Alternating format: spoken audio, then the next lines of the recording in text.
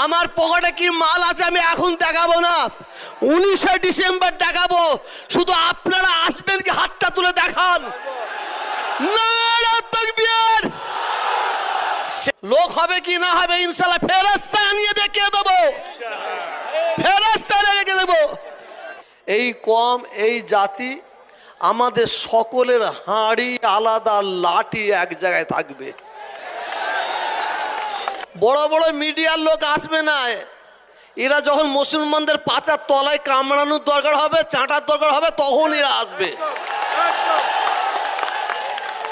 সর্বপ্রথমে ভারতের দ্বিতীয় মুসলিম তীর্থভূমি ফুরফুরা দরবার শরীফ মুজাদ্দেদিয়া ওয়ানাথ ফাউন্ডেশনের তরফ থেকে